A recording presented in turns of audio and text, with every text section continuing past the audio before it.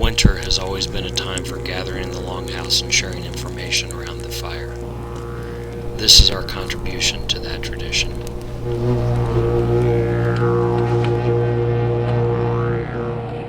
Well, according to my Kestrel, it's about 49 degrees outside right now. No wind chill to speak of, and of course, not a single flake of snow to be seen. I'm in the Laurel Highlands of western Pennsylvania right now, and a place called Cooser State Park. Nice area. I used to do a lot of cross-country skiing around here. I was up here at Christmas time to visit my parents, and love this park. A lot of old growth hemlocks and spruces and pine trees mixed in with the deciduous. A lot of Pennsylvania whitetail and black bear and the occasional bobcat walking around these parts. So you might be wondering why I've got snowshoes with me on a day like today.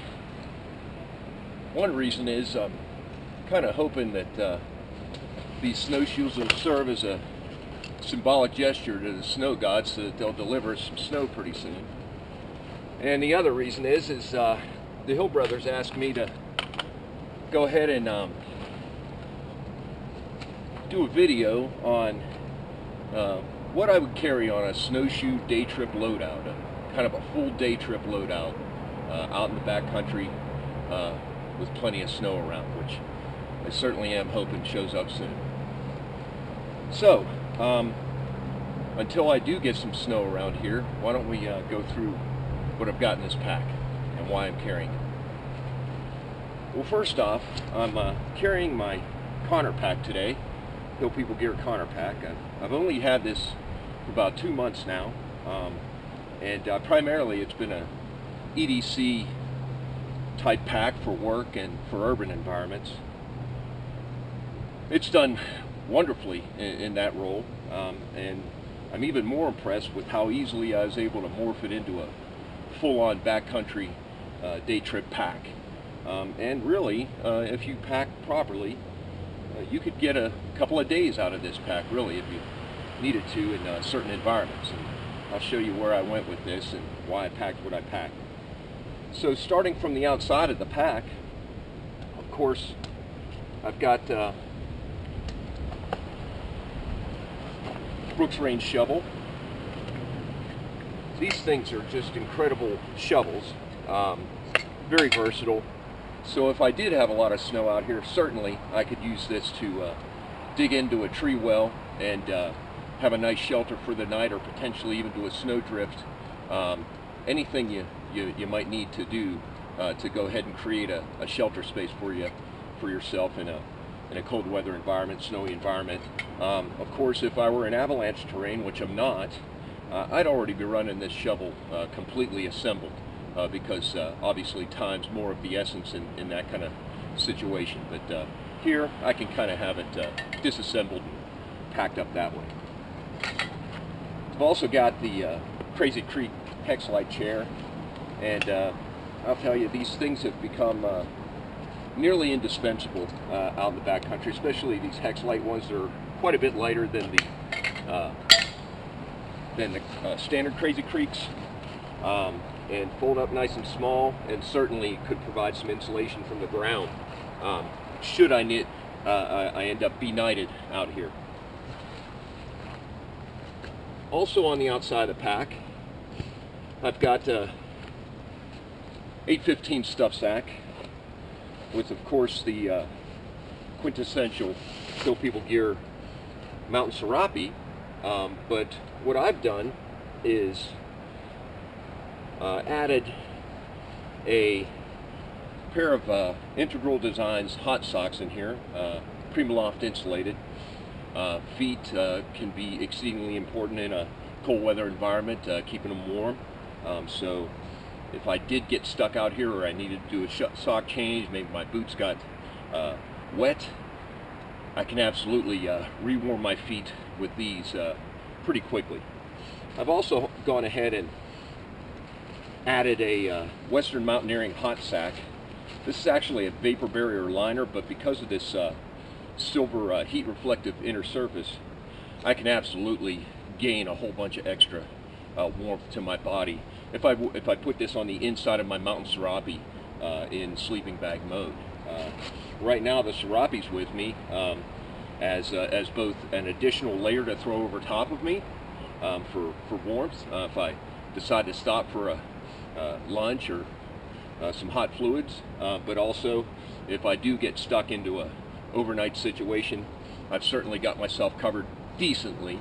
I wouldn't say I'm going to live super comfortably and warm overnight in a cold weather winter environment, but I'd get through it, and I've got a few other things with me to allow me to do so pretty well, and I'll get to those in a minute.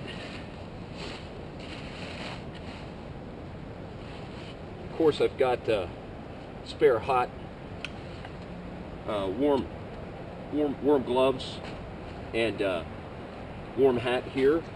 I do believe in carrying extra layers of hats and gloves and socks and things of that nature, things to keep the extremities warm. Those can be key items in very cold environments, especially here in the cold, wet environment of the East Coast. Also on the outside of the pack, in the exterior slot pockets here, the mesh pockets, I've got some spare snacks, granola bars, Clif bars, and then also some hand and foot warmers in there, the chemical kind. Again, once more, if you do end up in an ultra cold situation and you end up overnight, certainly I can throw one of those in between my legs, inside the sleeping bag, inside the vapor barrier liner, Western Mountaineering hot sack, and or down by my feet, things of that nature. So I think they're definitely worth carrying around in the backcountry in the wintertime. In the exterior vertically zipped pocket, just a standard Patagonia down vest. Yeah, nothing too sexy, but it's puffy. It's a nice puffy layer, and it is a DWR treated outside shell on it, so that answers the call for me. Compresses nice and small, and does the job out here in this environment.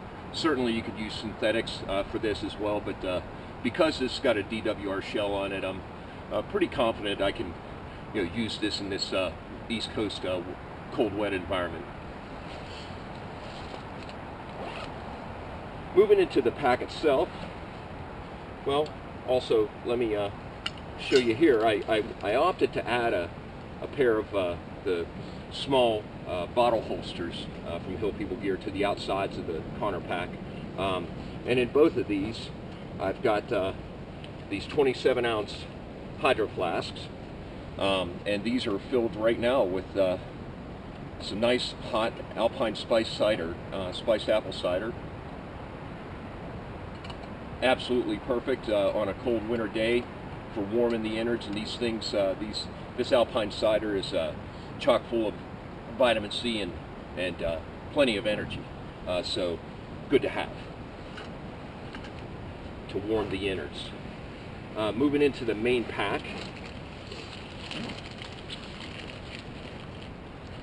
I already said that I do like to carry spare layers for hands and feet and head, the extremities. I think that's important from my past in a mountain ODA.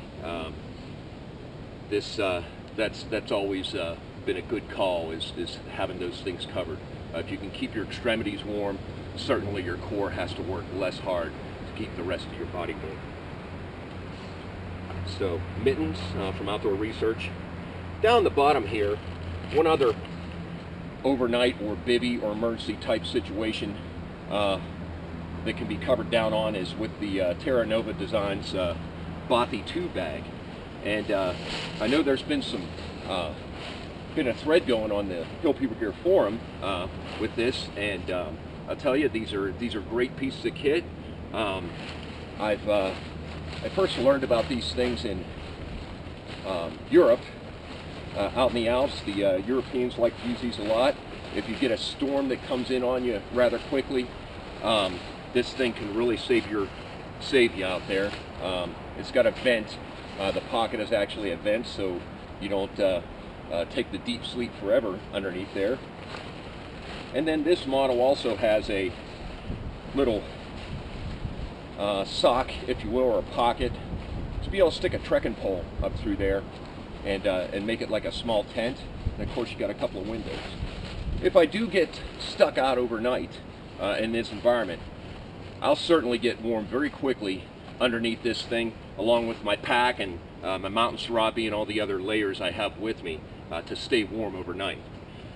Now, with regard to all this quote-unquote emergency bivvy stuff I have with me, there's an old saying in the alpinist world that if you carry bivvy equipment, you will.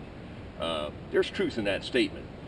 You know, if the thought behind it being, if you carry all the extra stuff that you would need in case you had to bivvy, that weight of carrying that extra stuff will end up slowing you down enough to where you won't make it off the mountain before nightfall, and next thing you know, you are in a bivvy situation.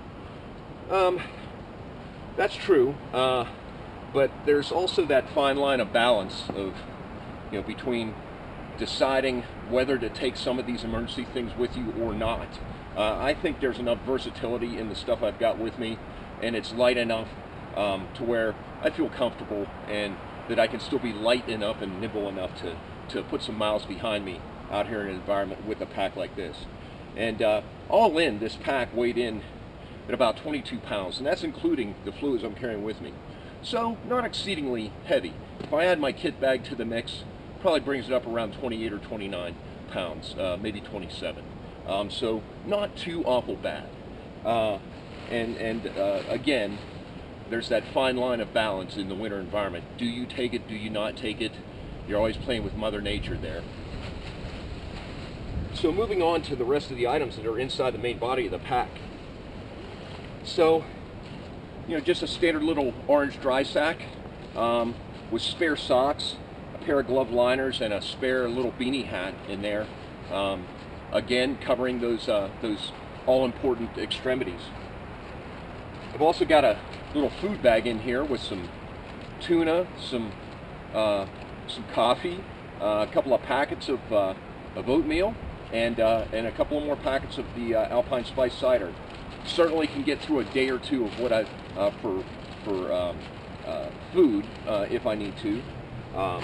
More on that, on how I would prepare that food later. I've also got a spare water bladder in here, this HydroPack Seeker 3-liter bladder.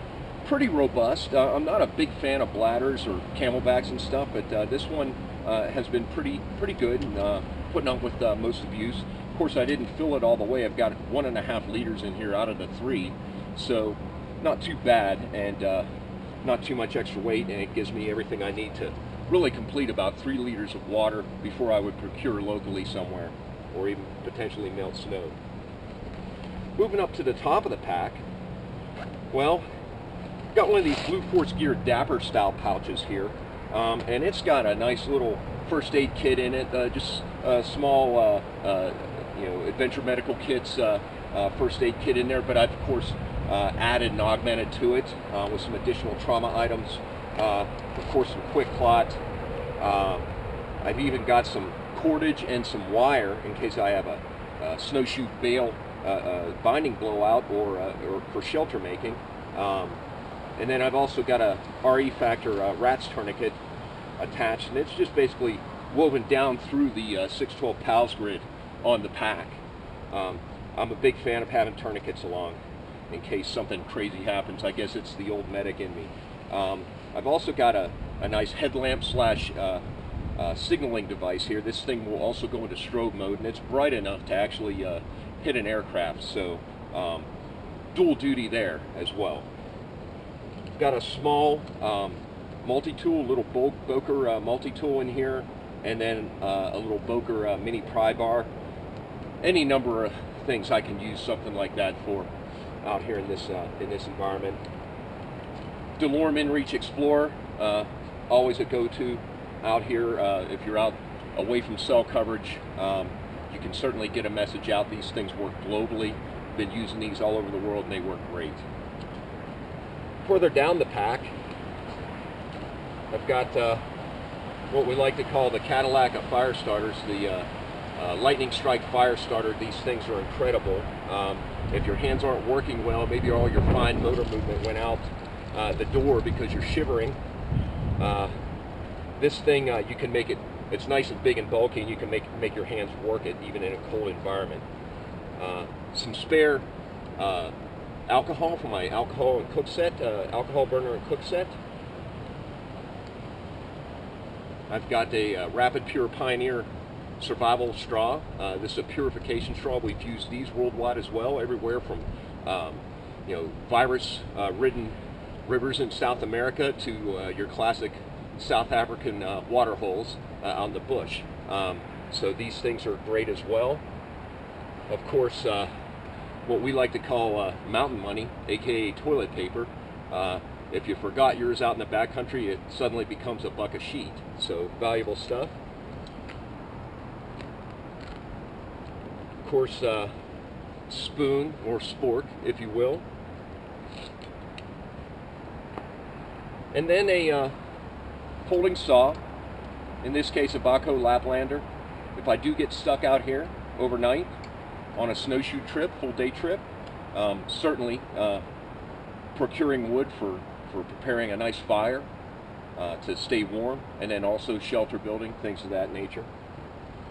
Then finally, I've got a little cook set in here, a little GSI cook stove set.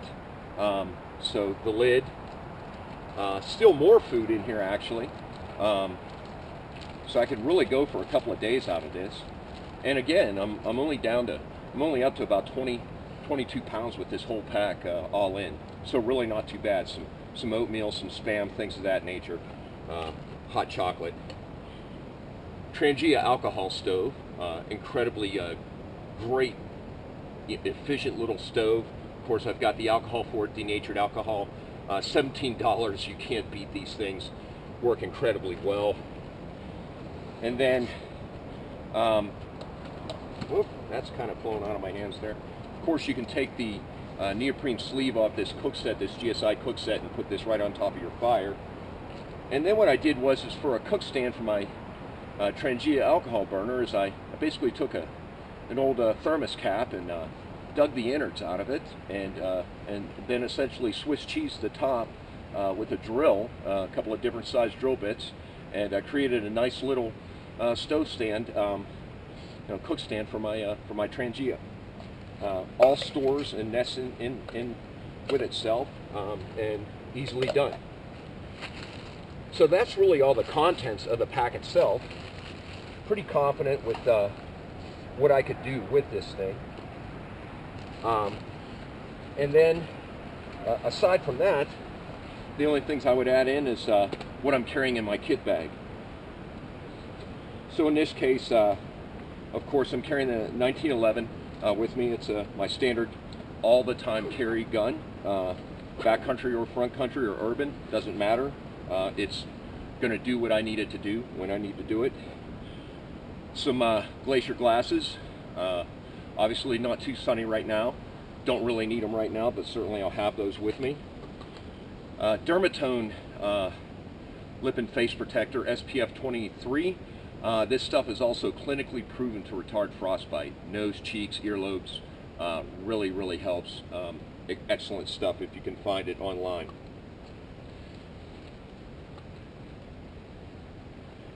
Also, as part of my fire making setup, Uber Fire, great product. One of these small 2-ounce tins of Uber Fire will burn for upwards of 25-30 minutes.